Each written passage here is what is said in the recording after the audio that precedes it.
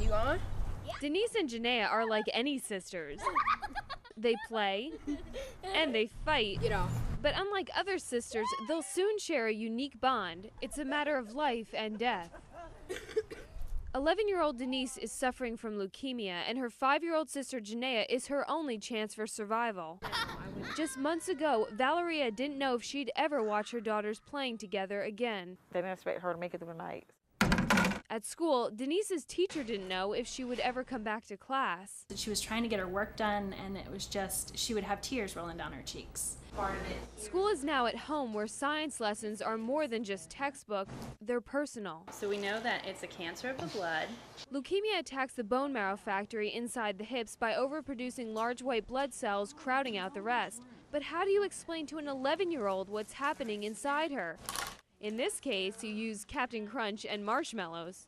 They'll take this all out, and then they're going to give you your sister's blood.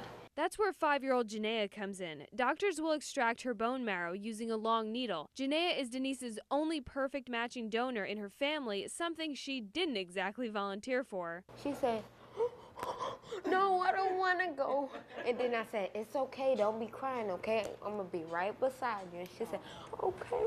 She's only 5 after all, but now Janaea says she's ready for her big kid job. Like, I'm saving her life. She may be terrified of needles, but she's not afraid of tattling on her sister. Before she go to bed, she needed to take her medicine. Denise knows that medicine and chemotherapy are now a part of life, something she can't forget since she can see them working. She knows that she's going to lose her hair, and I think she's pretty fine with it. But I told her since she's going to lose her hair, that I'm going to cut my hair also. These girls are a team, a family. Now they're going to the hospital, and we're going with them. Casey Roman, WECT News.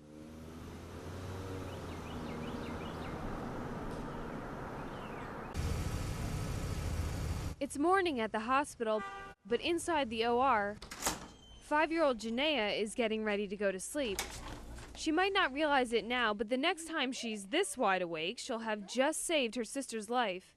Together with our special pajamas and magic wand in hand, we head down the hall into surgery.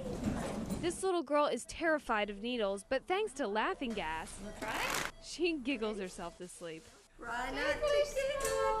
From her hips, where the tissue is made, Dr. Jurassic begins extracting her bone marrow. We go through the bone with a very sharp needle and make a tiny hole. We draw up the bone marrow with a syringe until we get enough to do the transplant. The process is simple, and in about an hour, Janaea is waking up again with nothing more than a few tears from a sore back. It's so easy, a 5-year-old can do it and did do it. Her sister Denise is waiting upstairs, now frail after weeks of radiation and chemotherapy. She's barely awake to see her sister and the transplant procedure that will help her survive. From an IV bag to her body, somehow Janaea's marrow cells know where to go, right to Denise's hips where bone marrow is made. They will find their own way back to the marrow within like an hour of being infused. Janaea's job is done. It's up to her cells now. For the next 20 days, they'll create a new bone marrow factory and brand new blood that's leukemia-free. Denise right now may not fully understand, but when she's an adult and, looks back on what Janaea did today, she's going to really appreciate her in a different way. I guess she is really like Denise's angel. Asleep side by side, Mom finally has a moment to rest after a race with time to save her daughter's life. Everything happened quick. She got sick in February. She got diagnosed in February. Then she got her chemo treatments, and now she's getting a transplant. It's not over. For the next 100 days, doctors will monitor Denise for signs of progress and serious complications.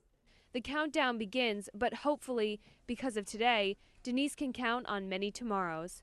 Casey Roman, WECT News.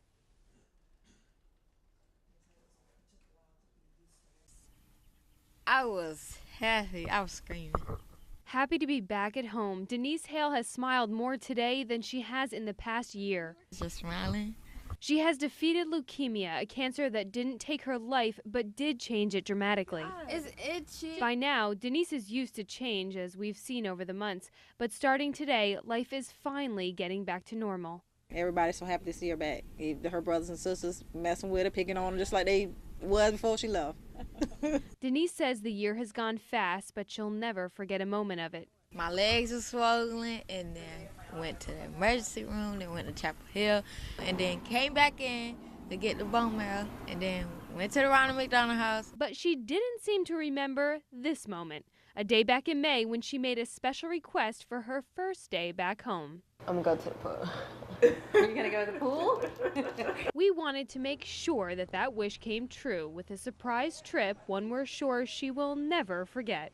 Do you remember what you said the first thing you wanted to do when you got back? You said you wanted to jump into the pool? After a year of rough waters, Denise is coming up for air again. Happy, healthy, and finally back at home. Casey Roman, WECT News. With that smile and laughter, you'd never know that a year ago Denise Hale was struggling to hold on. And I'm so just excited that Denise is so healthy now. Today is a celebration of being a teenager again, of surviving leukemia, and of the sister who saved her.